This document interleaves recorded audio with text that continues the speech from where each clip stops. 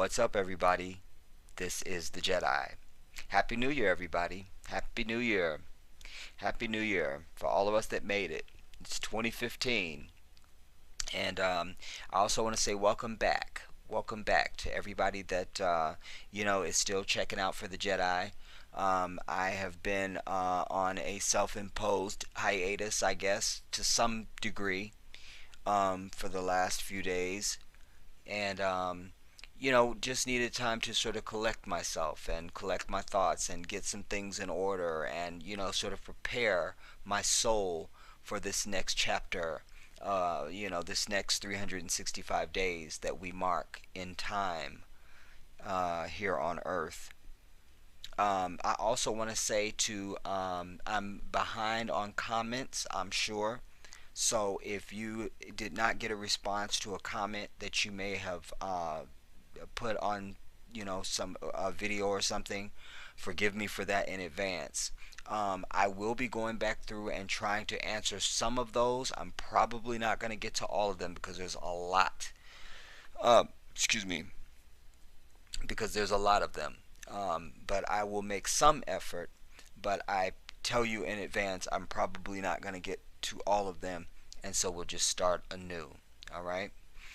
I also want to say thank you and welcome to all of the new subscribers to my channel. Welcome, welcome.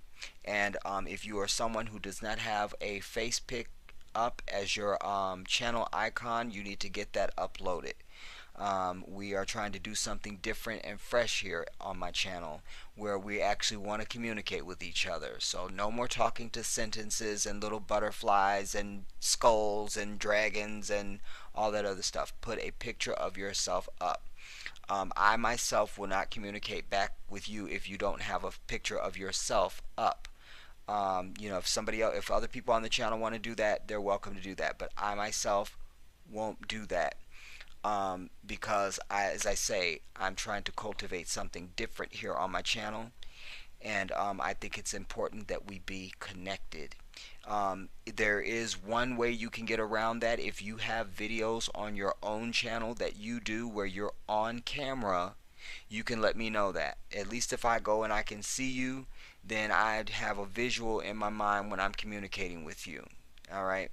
That's very important. Because when you're communicating with someone that you can't see or have you can't hear, you've never heard their voice, you can't see their face, you're just talking to words, you don't get any context of how they phrase things. You don't know if they're being ironic, you don't know if they're being sarcastic, you don't know if they're being shady, and that's how a lot of people get into arguments here on the internet. I am not dealing in pettiness. I don't do that. I don't waste my time on that. So that's one of the reasons why I've said that it's important that you have a picture of yourself up, and it's even better if you have videos that you do. That's fantastic, you see, because there's one guy that I communicate with, Adam C. Well, he's got a whole thing of videos on his channel. I know what he looks like. I know what he sounds like. I feel connected if I'm dialoguing with him. Just to use one example. All right. So, like I said, if you have videos up on your channel, then that's fine. You don't need to put up a thumbnail picture. But if you do not, you need to put one up. Or I, the Jedi, personally, I won't be communicating with you. I have to be firm on that, you guys. I have to be. Because I've never understood the psychology of people just for decades. If people have been on YouTube way longer than me, and no picture up, and you're just communicating back and forth, that's foreign to me. That's really foreign to me. That's really foreign to me. I don't understand that. I don't.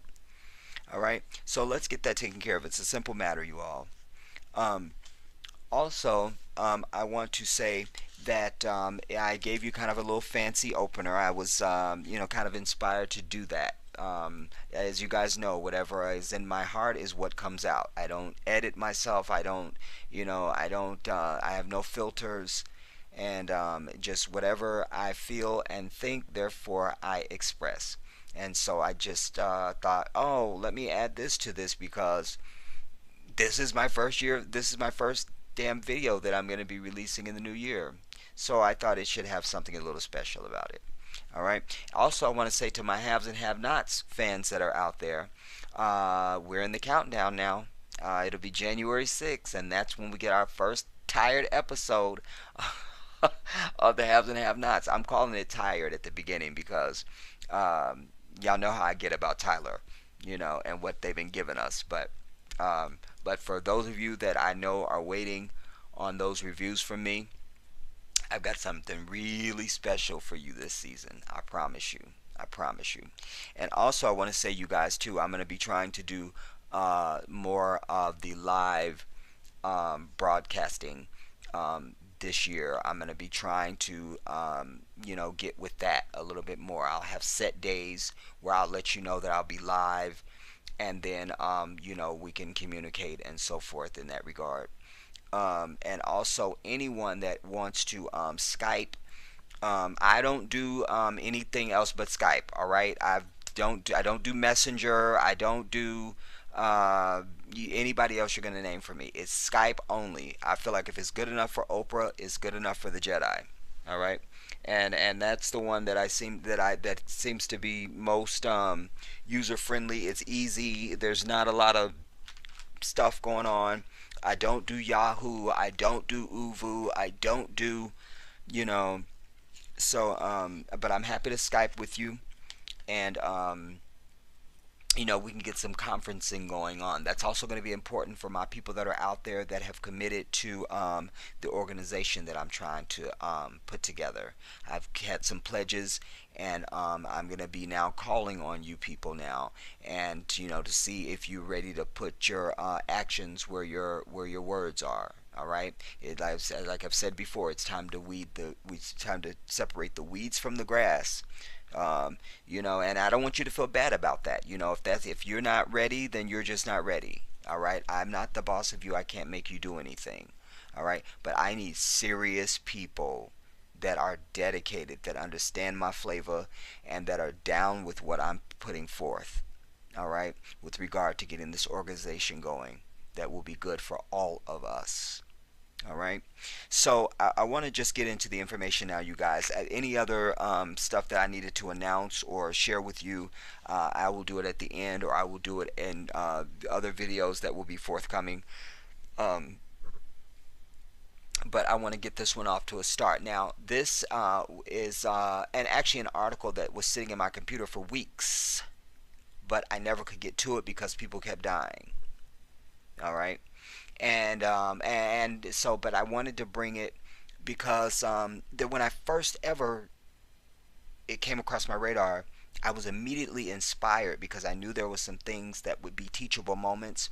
I had my own thoughts on this, and also I felt like it was an abstract topic that wasn't. I haven't heard anybody talking about it, and even when I saw the article. This article I actually did read, but nothing came out of it. Nothing came out of it. I thought it was going to be a lot more than it was, and alas, it was not. I will tell you also that I have a couple of videos I'm going to be sharing with you in this production. I'm going to try and keep this one short, you guys. I don't want my first video of the year to be like 2 hours. But y'all know how the Jedi get, though. That could change. But now, okay, it says how to make it as a black sitcom. Be careful how you talk about race. All right. I've always felt that there's a few things that always happen on sitcoms. First of all, nobody ever locks their door. Not even on damn Good Times, and they were supposed to be in the hood.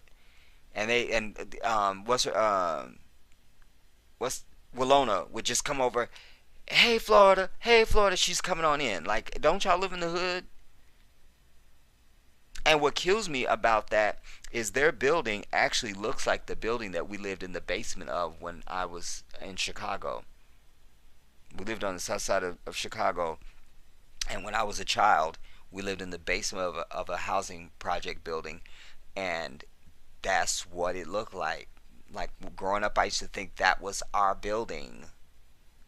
I really did. Anyways, so they never lock doors. All right. Nobody ever gets married. Every once and again, you have a wedding. Didn't, like, Dwayne and Whitley get married? Or did that one get, bumped at the last minute. It's always something like that. All right. But alas, I want to point out things that happen with us in black sitcoms. All right. And that's going to be the objective. So I'm going to be doing, as it turns out, this article is actually just going to kind of be a backdrop. It's not really going to really be the sort of the steak and potatoes, if you will. All right. Also, I was struck by this collage that they have here. This is like every sitcom ever in the history of ever that had something to do with black people. All right. At least that's most of them. I really didn't see any up there that I didn't really see. It seemed like everything is represented. All right. I will also tell you that, as you can see here, this damn article is War and Peace. All right. It's a very long article, complete with graphs and interactive, like you click on stuff, and it's just anyway. But I found it to be redundant when I was just scanning it, trying to see what its overarching theme was. You see it, look, it's still going. It's still going. It's still going. It's 2016 now. Still going. 2017. Look, still going. Still going. Still damn going. It's War and Peace. So that would be fine if there was explorative information there. And while it there is information there, it's just beating one angle. You see? So we not going down that path. All right. I'm going to take a little bit of this article just to give us some context. All right. And then I want to get into the videos and have my commentary, at least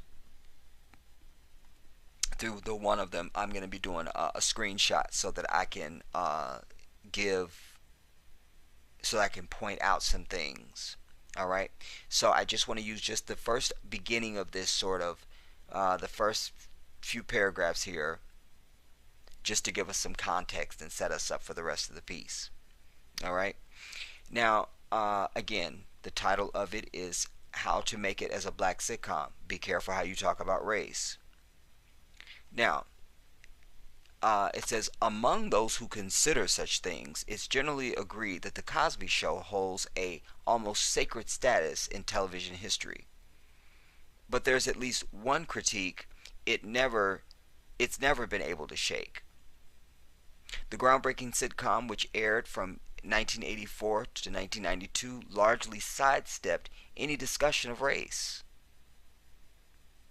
Dr. Alvin Poussant, who worked as a script production consultant on the show, recalls an episode where Claire applied for a lawyer's job and got turned down. In the writers' meeting, Alvin said the Cosby staff had considered using the plot line as an opportunity to highlight racial discrimination at law firms, but they didn't consider it for long. They felt that was too much of a direct hit, and that it would be better to portray the fact that these guys were simpletons and let the audience assume that they were rejecting her because she was black without ever saying it. It was a little bit subtle, but white people could say, those guys are jackasses. You see, again, it's the tiptoe. And that's been one of my overall charges with sitcoms. You know what I mean? And I'm going to really go into that when I get into this screenshot. So just let me move on so we can get through this portion of it. But it's the tiptoe, all right? Now, according to Alvin, there's one rule of thumb when it comes to talking about race on black sitcoms.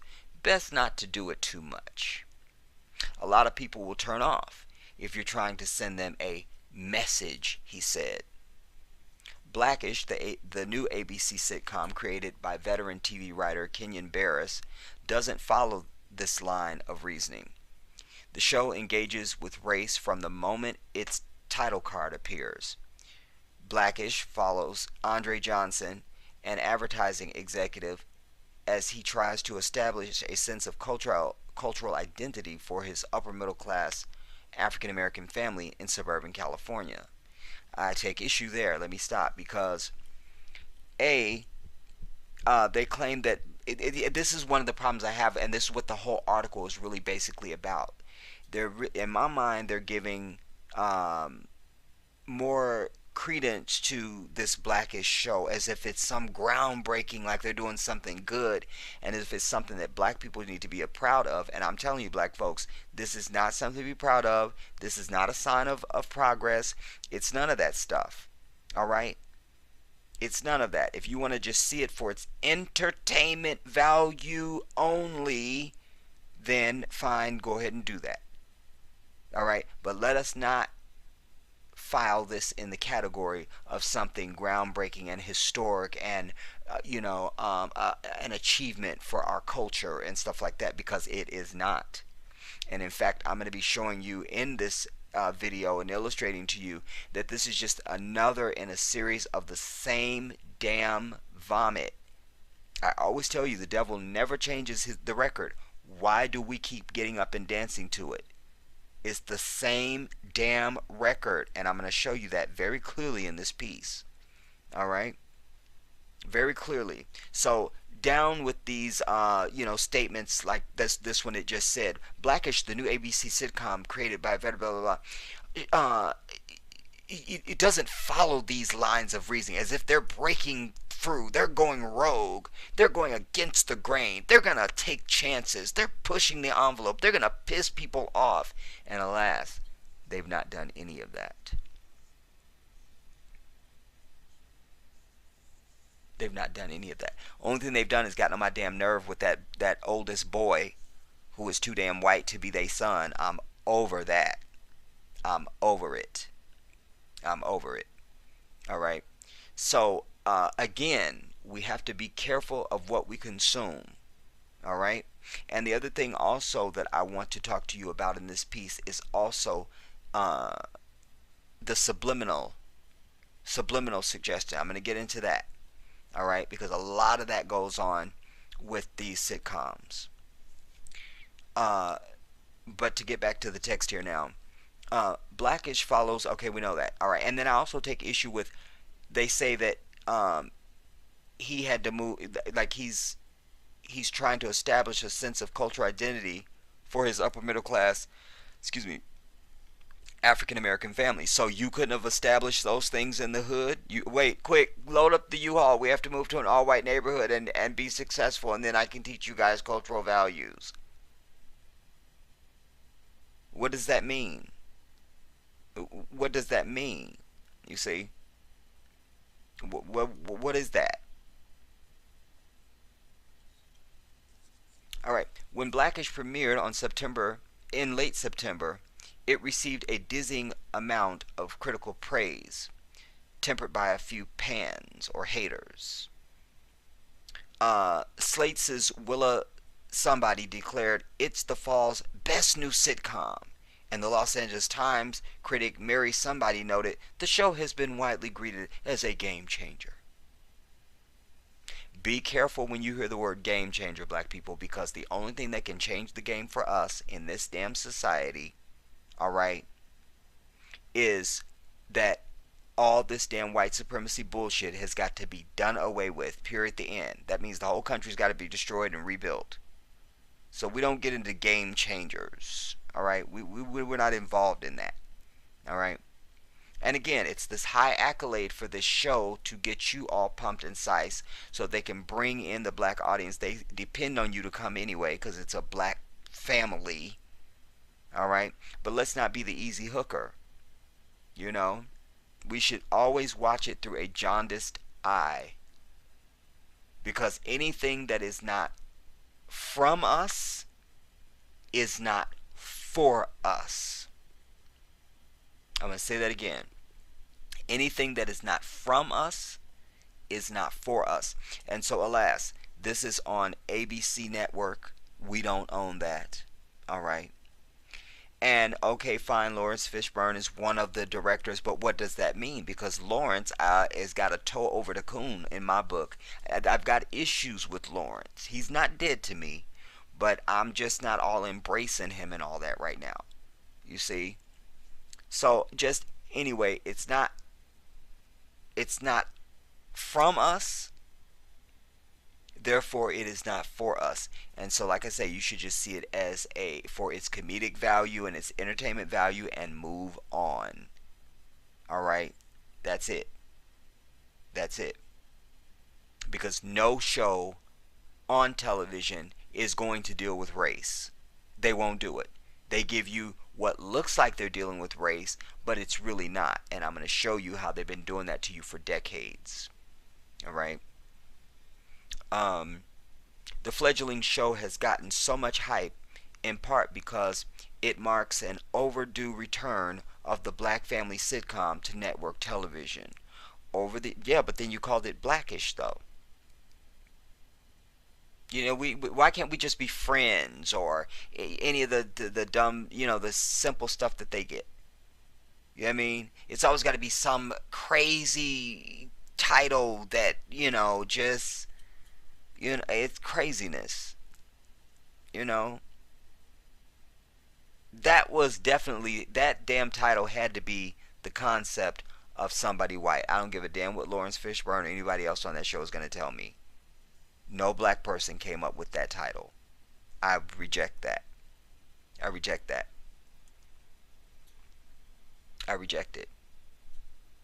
Anyways, it goes on. It says, over the years, there have been two major waves of such shows.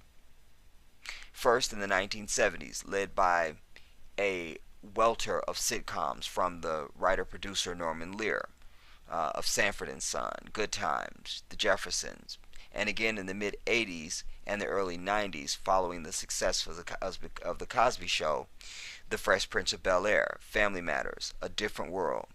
By 1997, there were 18 black sitcoms airing simultaneously on network television.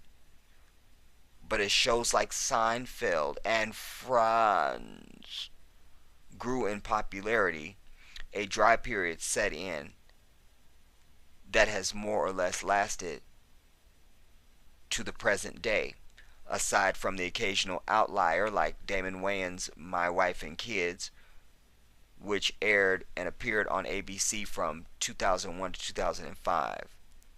Blackish, which received a full season order earlier this month, is the first all-black ensemble comedy on network television in 5 years. The last sign of one was Fox's Brothers, which was canceled after 13 episodes in 2009.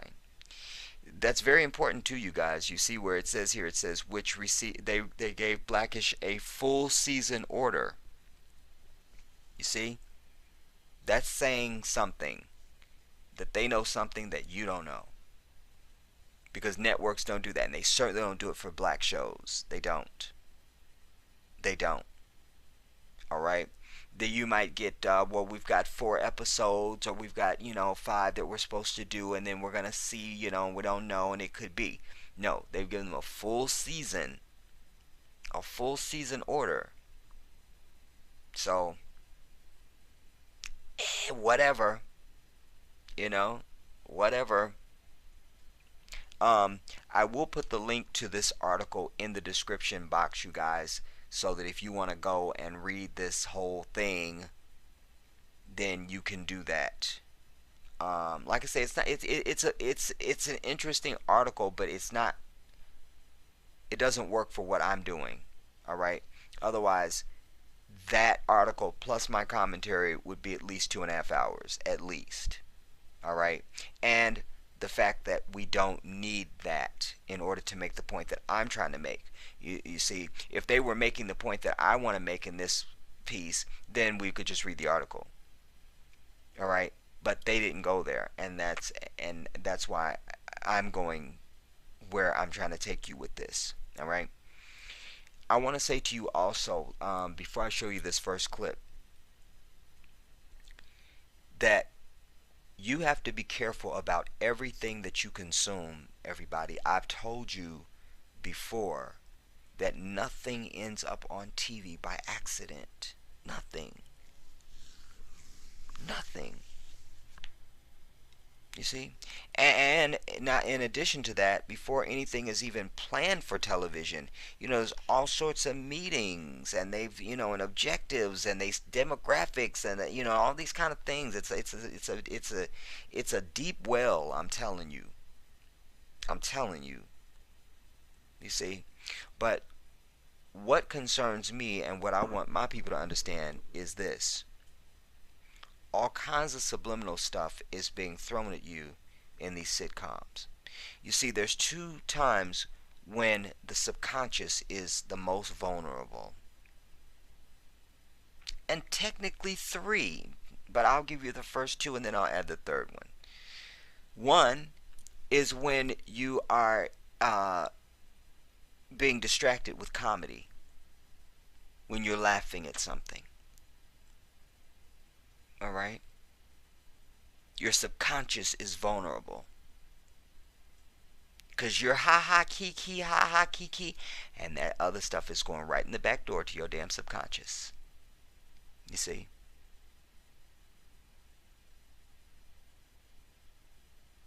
Same thing, and they give you that, but through your whole life, but they start you out with cartoons. That's why I've said the most dangerous thing you can do is let your children watch cartoons or children's programming. There will be no argument on that. You see, because there can be no argument, because you're saying to me now, because what they've put forward is they're having you to believe that a child's mind is not able to comprehend the things that a grown adult mind can perceive. That's exactly backwards. That's exactly backwards. I'll give you a couple of metaphors. Which tire is going to get you across country? The one that's got 250,000 miles on it? Or the one that just came out of the damn Goodyear showroom? Which one's up for the task?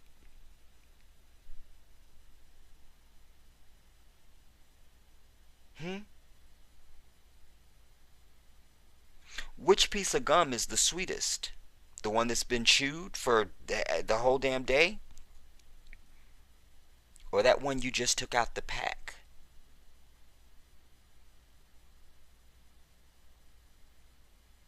You see, a child's mind is brand new clay. It's brand new. You see, and the white man knows that. This is why he is giving you cartoons, because he is getting in there and stealing your child's brain before you have a chance. You're already behind. You've already lost the battle if you let your child watch a single cartoon or a single children's programming. You could teach a brand new child calculus if you wanted to. You see? There's no age at which it's too early to learn. Now, you don't teach a child everything. There's salacious things that they don't need to know just because it's inappropriate. You don't want to start telling a little 3-year-old girl about her hoo-hoo. You know what I mean? And just to give you an example, you don't want to teach them inappropriate things or things that are just it's not time for that. But you don't ever put barriers up as far as, well, they're too young to learn calculus right now. No, they're not. It's a brand new brain, and that's your chance. After that, you've lost it. You will lose it. You lose it increasingly and increasingly, because then it starts getting fed up by other stuff. You see? And this is how the child comes into the room for that damn doll test and starts picking white dolls. You see? And the black parent is on the other side, and they're like, well, we didn't teach her that. Where did she get that at? Because she had already been learning that. You see? You must understand the power of the subconscious mind, my people. You must. I'm telling you, that's how you have been brainwashed to the fullest. To the fullest, you've been brainwashed because you're just taking stuff in. You're just taking stuff in, and you have no idea the assault that you're under. No idea at all. You see, and that's got to change. That's got to change. And so, but now, sitcoms also play their role with that as well, because they teach you. You think you're sitting there, ha ha, kiki. No, they're teaching you. You see? They're laying down standards for you, and you don't even know it. You don't even know it. Now, I want to go to this first video. Alright? I was going to play it full out, but I don't think I want to do that because it needs to be discussed as we go through it. Alright? So, let's go to this now. And then I want to talk a little bit more about the power of suggestion, the subconscious, alright, and brainwashing, and how it relates to these damn sitcoms. Alright, let's go to this now. Okay, again, it says a brief history of how black sitcoms talk about race. Bring up my volume levels. All right, let's go into it now. Why don't you arrest some white drivers? I do. You do? Well, where are they? Look at all these niggas in here. Well, that's what. Again, and I have no problem with the use of the N-word unless it's being used by some damn white devil and then I crack their teeth. I don't have any issue with that. And for any of my black people that have a problem with that, just miss me with that, because you don't have a problem. You only have a problem with that because the white man has planted that on your subconscious. Black people don't have no problem with that until the white man decided to make it a big deal. So I use it, and I use it defiantly. You see, and also because there are many words that are derogatory against other races. Nobody focuses on those, and you probably can't name a single one of them for me. They only focus on this because they don't want us to have a single thing that we can do that they're not allowed to do. That's the only reason why there's all the brouhaha over that word. All right? But that aside, that just the fact, now I don't know what year this was. I don't know what year Sanford and Son was. I guess that would have been the 70s, you see. And so, but there it is. He's using the word on national television. Written by a white man, Norman Lear, a Jew, no doubt, a Zionist. And you want me to believe now that the white man has such issue with the word? Fred Sanford didn't write this script. You see? Think about this now. So why was that in the script? Let's go on. That's what's wrong with the court, Judge. A black man ain't got a chance down here. I'm black. Well, you the judge. That don't count. $350 for a watch? Nigga, please. Blacks are different. Americans have gotten used to you people. But look, you're supposed to focus on that when there they are, draped. She's draped in the American flag. It's all in the background there. You see? While they're telling you one thing in the foreground, the subliminal images are that you should buy into. I did a whole video about why you should have no respect for that flag. You should not stand for the Pledge of Allegiance. You should not be singing the national anthem. That is not your shit, black people. You see? But all the laughter and the ha ha ha ha ha, and there she is draped in that damn flag that represents the oppression of our people. It's all draped in their house and everything. You see? Stop and notice. Let's go on.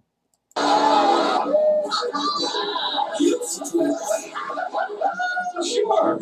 Like you, Jefferson. You're a hard-working, acceptable black person. Acceptable? That's right. So I'm an acceptable black person. That's mighty white of you. Why were you sent home? Now, this is my little hero. I don't give a damn. Michael Evans for president. Damn it. All right. That little boy was everything. He was the perfect casting. Oh, I can't say enough good things about Michael Evans. That little boy was my damn hero and still is. I don't give a damn. Oh my God. I can't get enough of Michael. But now let's go on now. I want the truth, Michael Evans. Daddy? Wait now. I want the truth. White of you. Why were you sent home? Now she says, now why were you sent home? All right. I want to illustrate this to you guys now. Let's go. Because I'm black.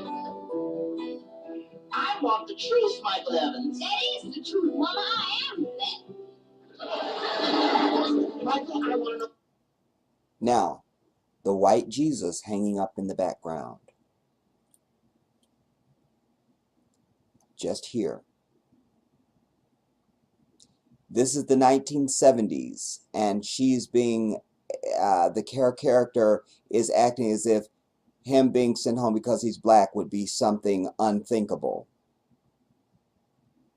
This would be at the same time you have the Black Panther out marching. But this is what they're writing. She can't believe that he would have been sent home because he was black. You see? And also notice, there's never a sitcom or any depiction of us on any media, on television or in movies, where we're anything other than a goddamn Christian. That's it. And I've told you repeatedly, the Nation of Islam is not Muslims. That would be your Farrakhan and all of that. Those people are not Muslim. Period. Period. I can't say that any clearer. But having said that, whenever they will offer, they want to offer up to you and represent it as being a black Muslim, they give you that. And it's usually some guy in a bow tie that looks like Farrakhan. All right. And that's what they sell you, to keep you in darkness, to keep you away from the truth. They want to keep you in the lie that is Christianity. So it's always implied, or if they even discuss what, if we even get a sense of what religion the characters are supposed to be, notice they're always Christian. It's never like, oh, I'm an atheist, oh, I'm a Muslim, I'm following, I'm a Jehovah's Witness, anything.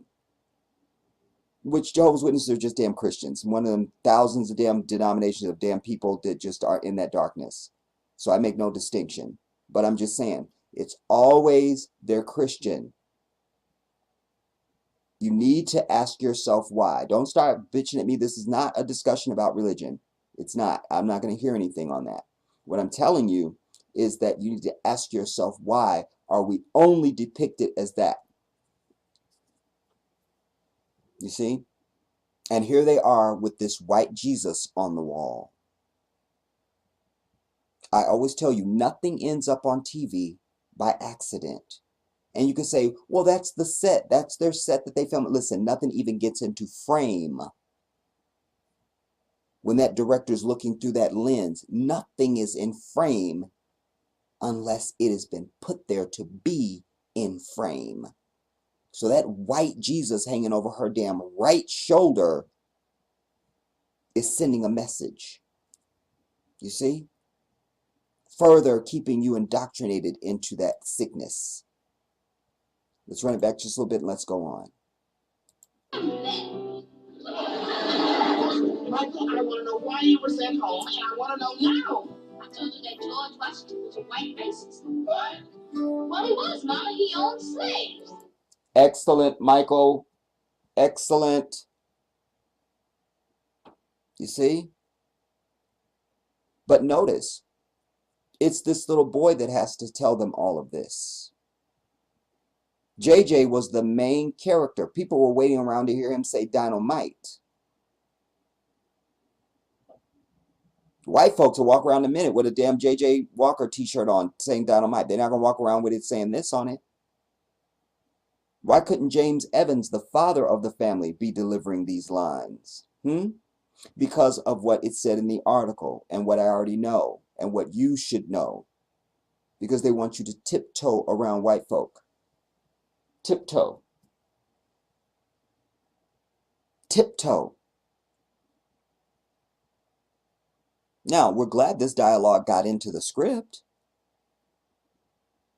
but it doesn't carry it across to you. Because for many of you, it's just this little boy saying it. You're not picking up on this knowledge. Because if they thought you were, they wouldn't have had Michael saying those things. And that's the very reason why James Evans wasn't saying it and why JJ wasn't saying it, or even Thelma weren't preaching these things. Michael was the rebel. But because he's a child, oh, you can just dismiss it. Oh, he's cute. Just dismiss it. You see? Very crafty. Very crafty. Let's go on now. Yeah, you can have my job. You qualify. Why? See there? And then this is another running thing that you're going to see through this. Is it's always one black person being targeted. It's never like, oh my God, there's a system of oppression. No, no. It's like some one incident and the characters always react to it as if it's like somebody hit the lottery. Like this never happens on the earth. Look at the look on Rerun's face. By the way, I've met him. But look at the look on his face. It's happening to Shirley, but he's the coonery buffoonery in this. All right. Of course, they all are. But I'm saying in this particular context that I'm laying out to you, look at his reaction now. Why? Why? His big fat black ass, and he's a male. Why? See, this is a man wearing rainbow suspenders. A black man. Let's go on. The only reason they hired me is because I'm black. Even Rerun could get a job like that. Surely we tried to hire a qualified black person, but we couldn't find any. If you take the time, you find black people who can do anything. That was your kumbaya line. That was your kumbaya line. You see? There's no passion here. There's no fire. There's nothing that moves us forward. It's just a sitcom. So while they want to seem as though they're being critical, and look, we're attacking race, they're not. They're not. There's no accountability, you see. There's no acknowledgement.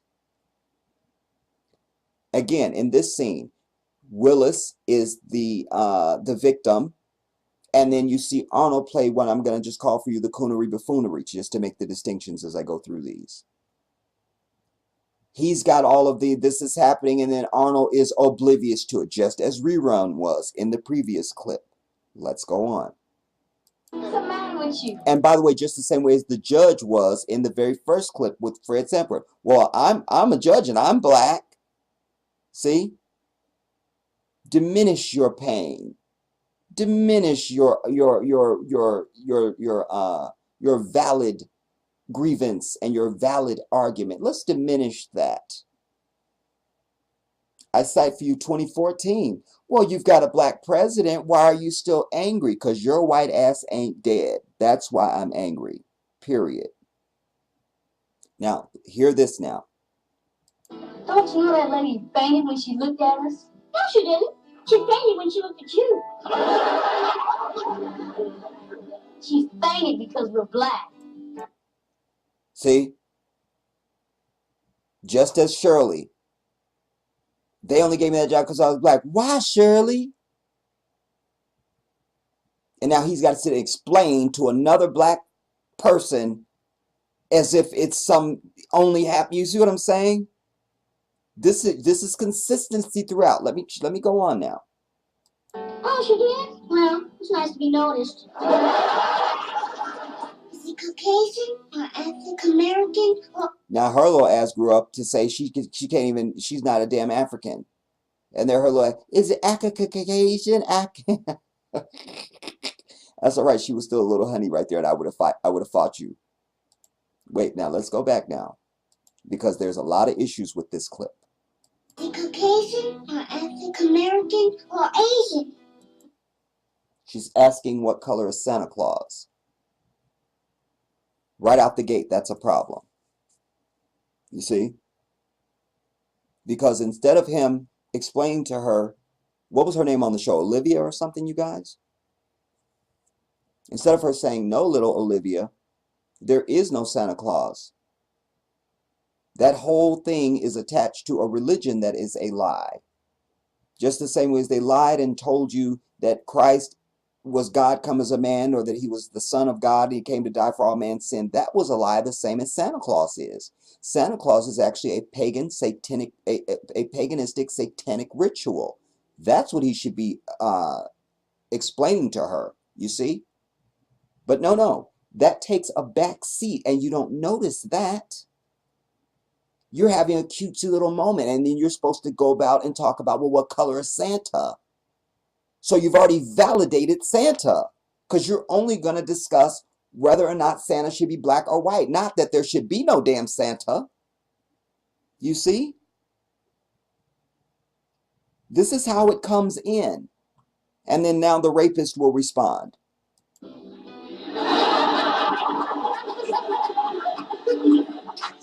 Claus is. Santa Claus is, and it should be a satanic, devilish, paganistic ritual. Has nothing to do with anything holy. Represents the power elite. I could go on for 15 minutes. All right? That's what it should say. But alas, it does not. You see? Again, you're implanting on the subconscious. You're implanting on the subconscious. I need you to be aware of this. Let's go on.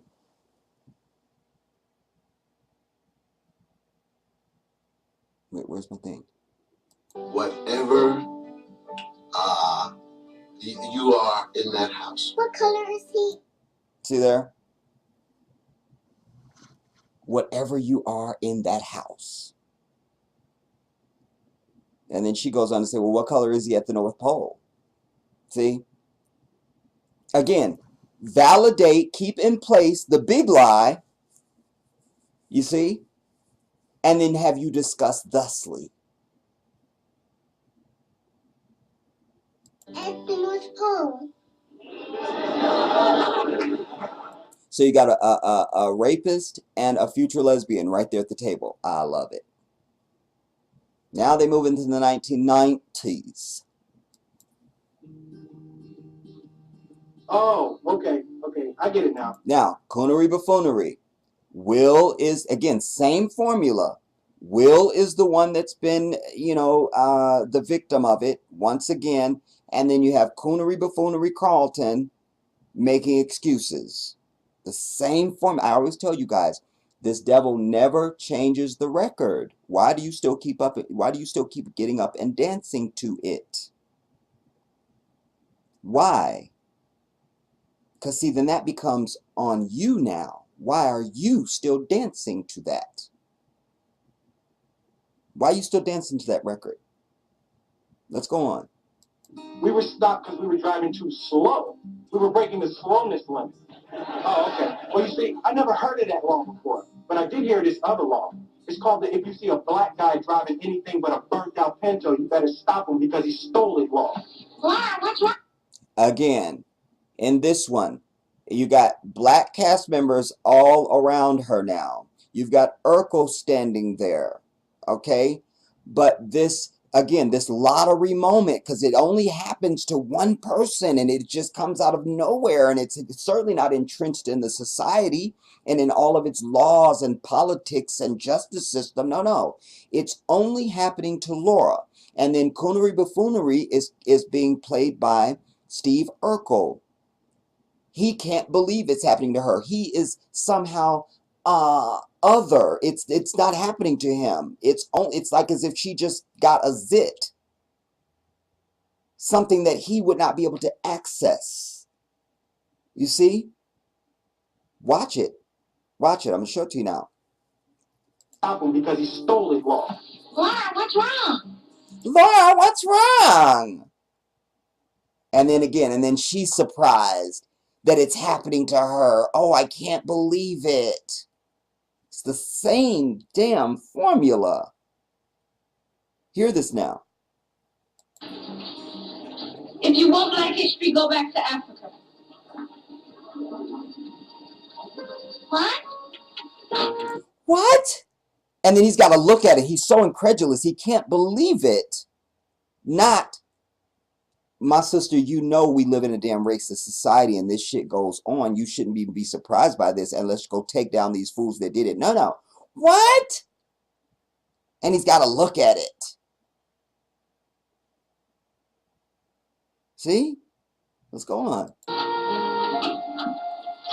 Look, black boy right behind them. Black people right behind them. But it's only happening to Laura.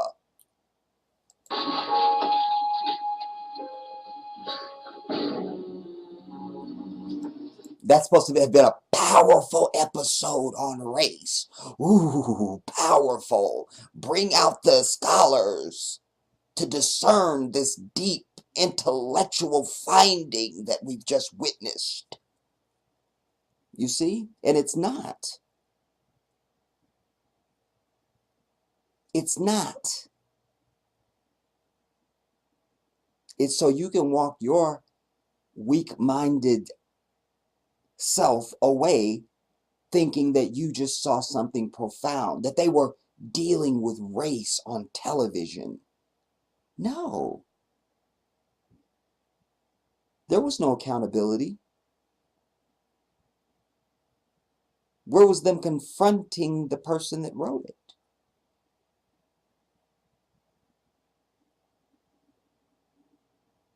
Here's another one. No, it's not all right.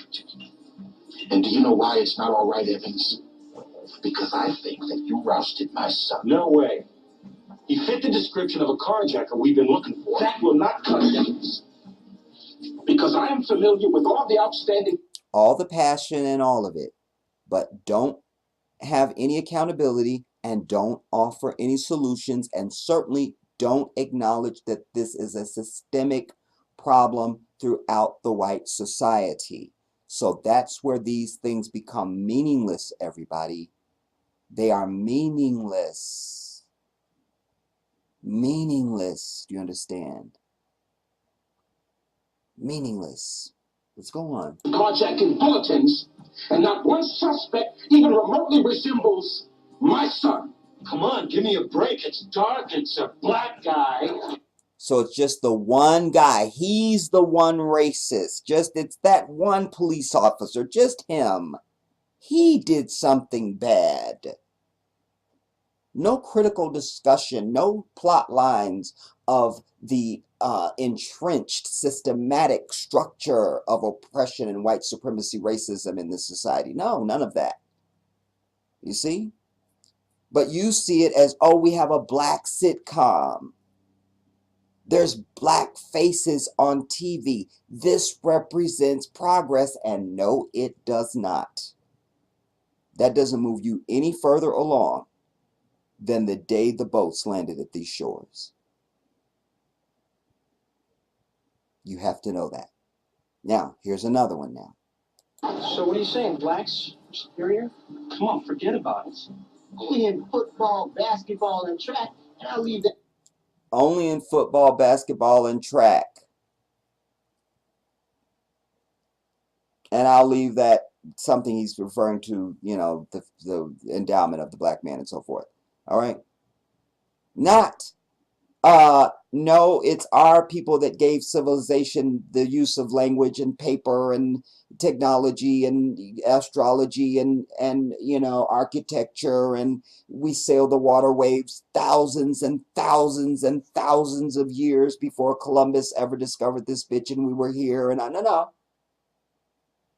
Sports. But this is supposed to be a deep moment. They're dealing with race on TV. Yeah. And it's a black sitcom, and we have black faces on TV, and they're doing a fantastic job. And no, they are not. No, they are not. Let's go on. That physical endowment thing alone, because I know how sensitive y'all are.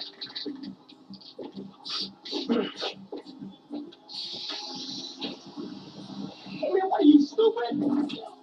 After finally hiring Coonery buffoonery once again. The Wayans brothers. Sean's reading a letter. He's finding out, oh my God, I'm the victim of racism. And then notice the reaction of the other one. I forget. I get these two mixed up. Sean Marlon. I don't know who's who. Just the other one. All right. But now watch. Now listen.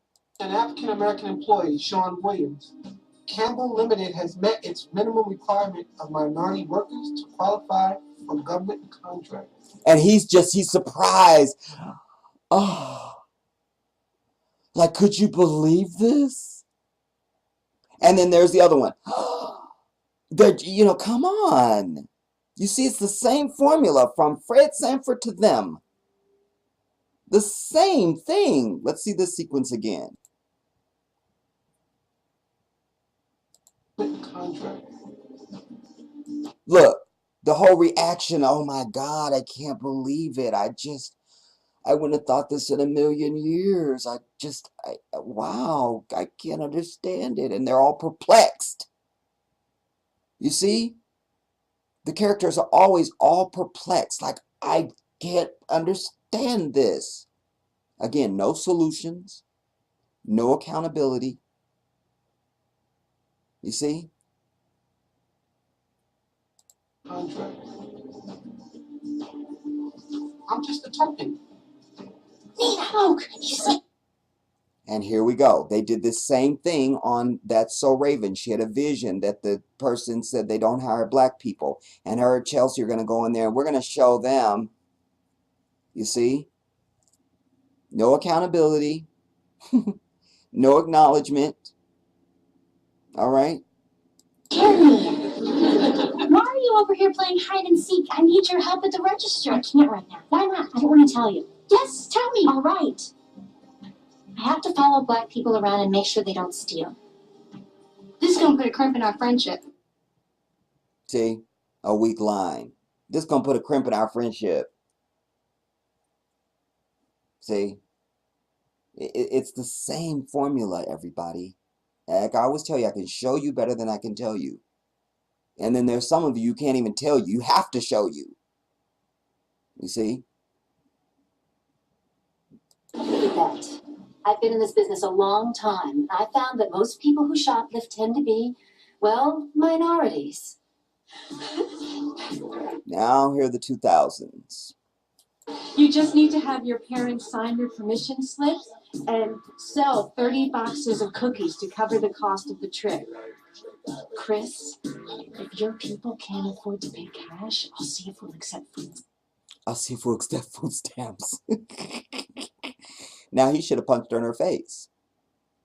All right? But alas, the Jedi is not doing the writing.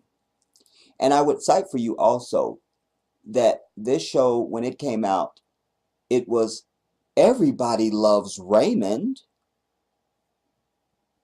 All right? Oh, he was supposed to be an Italian or a Latino or something. But again, he wasn't, ethnic enough to be really any of those things. He's a white man. Shit. You're basically a white man. But it was Everybody Loves Raymond. You come out with the black one. Everybody Hates Chris. See?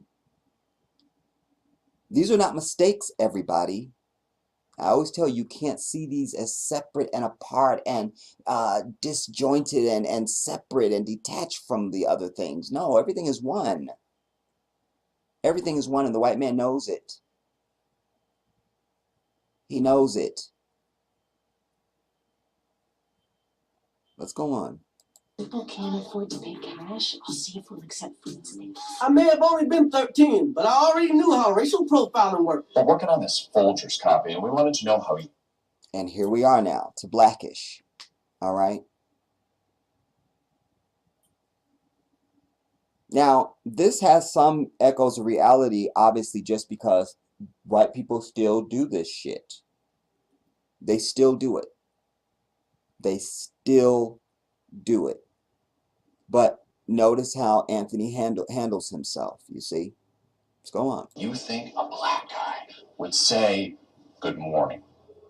You look to your left.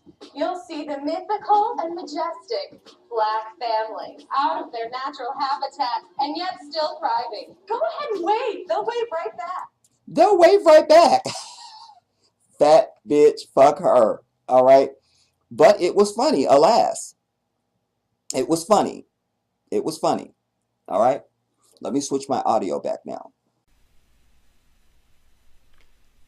Now, what I also want you to have noticed also, you guys, in every single one of those instances,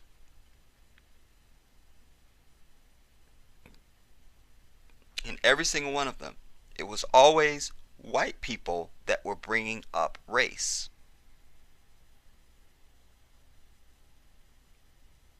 It was and is always that.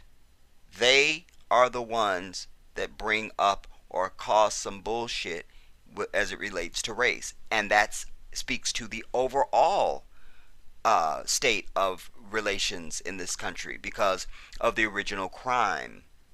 They are the ones who brought us here to these shores and declared us to be 3/5 of a human being and have oppressed us. It was the white man that came with the whole idea of identifying and oppressing a people based on the color of their skin. You see? And now they have the audacity to say that anybody is playing a race card. This is the sick thinking of these people. You see? They're the ones that came up with that. And in every one of these scenarios, you see where it's been something they're doing and then black people having to respond to that. Never the provocateurs. Always the victims of. And they would even proclaim in 2014 that there's a new racism, a reverse racism. This is the sickness that they like to use now, that they try to forward and perpetrate upon humanity. You see, there's no greater devil on the earth than these people, and no more racist people on the earth than these people. And they would have the arrogance to proclaim these things. So like I say, you notice that all of the incidents were always something that they were doing that black people had to respond to. All right?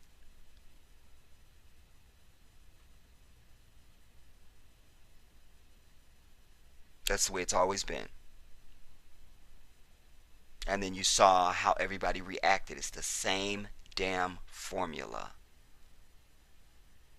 throughout.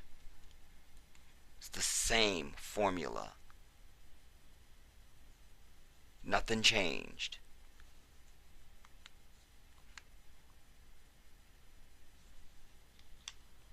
Nothing changed.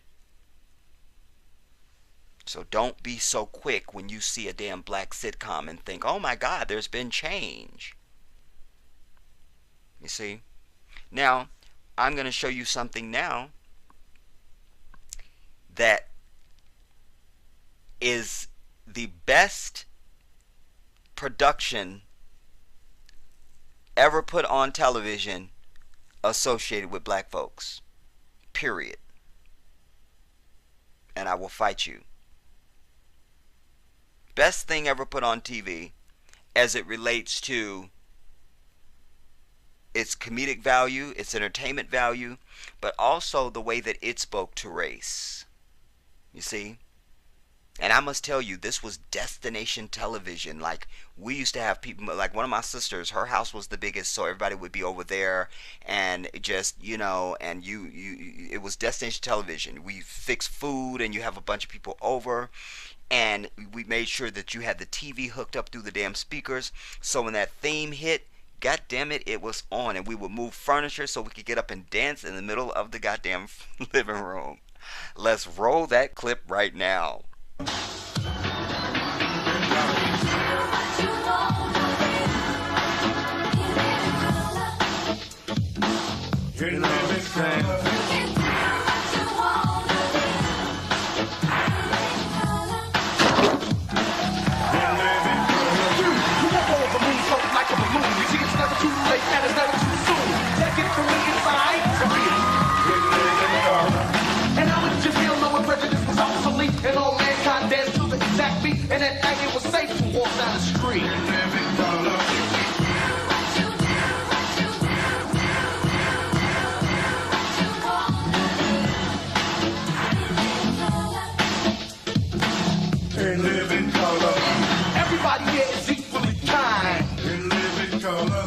mine is yours, and what's yours is mine. In living color. And how would you feel knowing everybody was different? From thin to thick and through thick and thin, an egotistical trip was put to an end. In living color. In living color.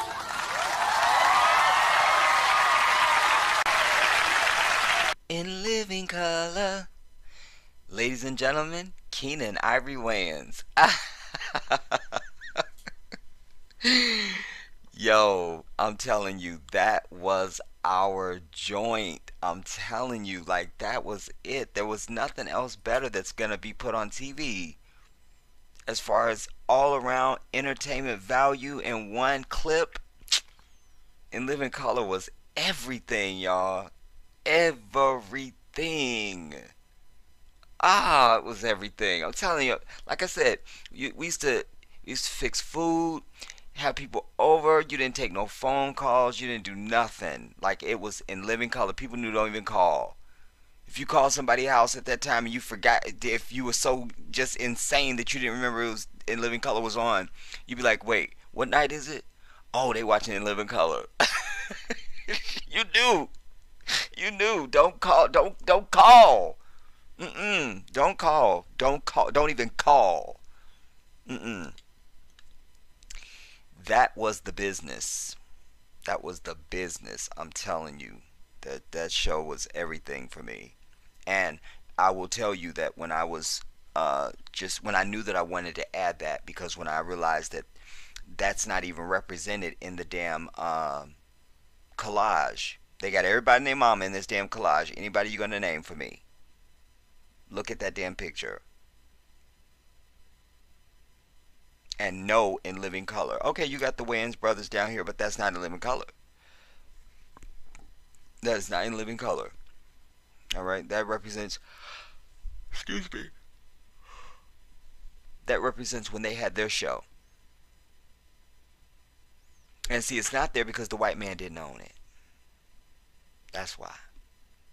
See, Kenan owned his show, owned the concept, owned it. You see? That's why you haven't seen them come up with some version of In Living Color. You know what I mean? That show was everything. But I was saying, when I was looking for that, I was like, well, let me just see if I can find something on In Living Color. And I was like, oh, let me play the opener. But I didn't know I was going to find something with damn Heavy D doing the damn opener himself. That was hot. Oh my God. Oh man. Just the power of that, just that opener alone got you hyped. That was everything. And I didn't like when they came up with that one, how you living what? How you living what? In Living Color. And then they had like the different music. I didn't, they can take that back. Take that. Send that back to the kitchen. I can't eat that. I can't. That was the one. Everybody here is equally kind. In Living Color. That was tight, I'm telling you. Oh my God. Anyway, I want to now do my little closer here, because there was a couple points that I wanted to continue with when I was telling you about when you are most vulnerable for your subconscious mind is the most exposed, it's most vulnerable. I gave you comedy, when you ha-ha kiki in it stuff. Alright? The other time is during a time of panic and crisis. You see? White man knows this. I cite for you 9/11/2001. They used all of that mass hysteria that they created. Alright? They used all of that for the Patriot Act, to go into Afghanistan, to go into Iraq, to start spying on you, to start doing a bunch of shit. And everybody just went along with the shit because everybody was in a state of panic. Well, white folks was. Black folks wasn't really in no state of panic. Not most black folks I knew, because we knew that them attacks didn't have nothing to do with us. Alright? At the time that we believed that it was really 19 people. This was before we learned that no, this was your damn government that did this. Alright? But I will tell you, honestly and truthfully, and in the face of God, On that day, me and my best friend were watching the all of it unfold, and I'm telling you, like I knew in that moment, like I was like, that's what America get. That's what they get. That's what they get. I just knew. That's it. So we not under no damn terrorist attack. Our terrorist attack is wearing goddamn uniforms and shit, and suits and all this. You see what I'm saying? It's this damn devil right here in this country. We not under attack from no damn foreign enemy as black people in this damn country. We are not. We would be casual, collateral damage and stuff like that. But we're not the target. We're not. We're not. There's no nation around the world anywhere that's saying, oh, we've got to go there and kill black people. The only person on this earth that's trying to kill black people is this white devil in this fucking seat of Satan that they call America. Alright? Let's be clear about that. Let's be clear. Let us be under no illusion. Alright? So, crisis is a time. Quick, it's a crisis. Quick, give me all your money and take your clothes off. You see, the brain is confused. Crisis, the subliminal, the subconscious is exposed and vulnerable. And the third scenario under which your subconscious is highly susceptible is when you're asleep. When you're asleep. Listen, when I had a real serious test that I needed to really make sure that I crammed for when I was in high school and in college, I would put my damn Walkman headphones on and have the information recorded and just let it be playing. You see? Because that is going to be recalled. That will be recalled when I need it. It's in there. It's in there.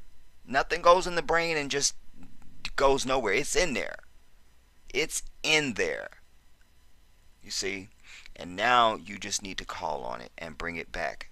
And you will always pass any test that you cram for. Alright? It's very important.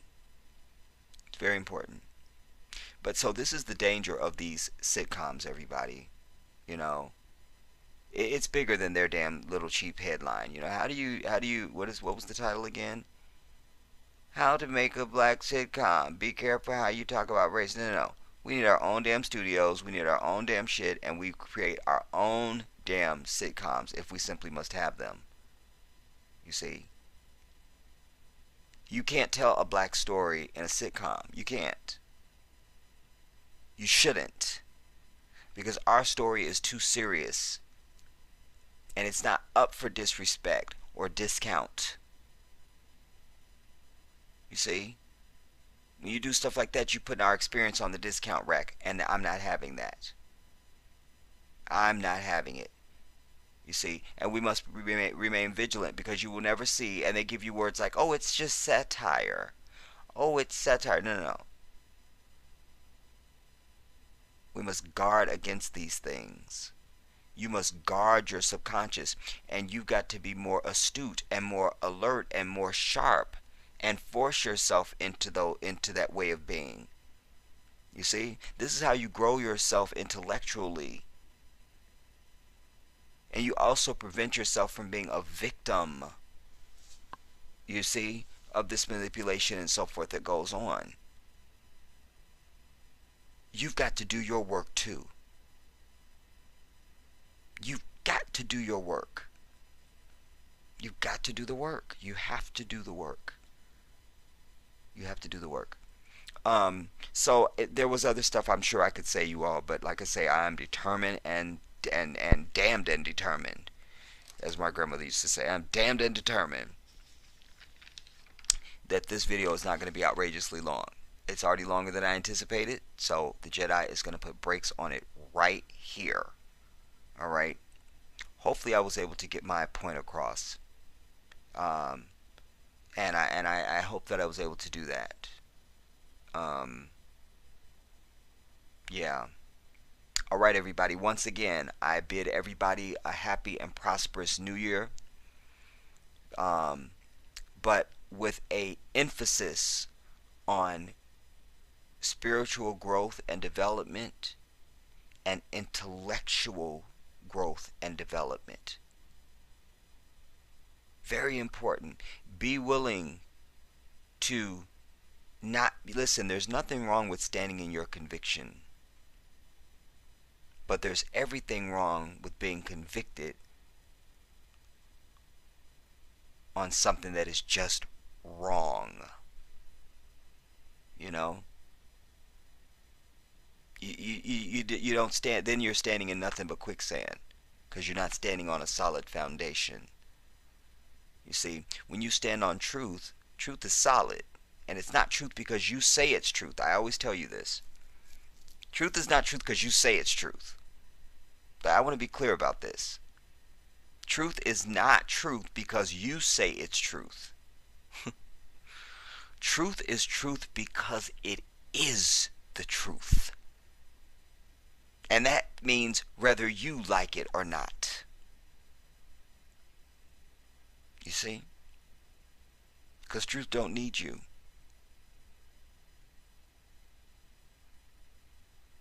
Very important. So be willing to expand your thought process in this new year. Be willing to learn new things. Be willing to put down things that you've learned. Be willing to put down things that you've taken as truth, like it must be, and you have no foundation for it. Put those things down, because when you begin to get into a coordinate in your life where you only stand on truth, everything else be damned, including your own opinion, then and only then will you rise. This is the Jedi.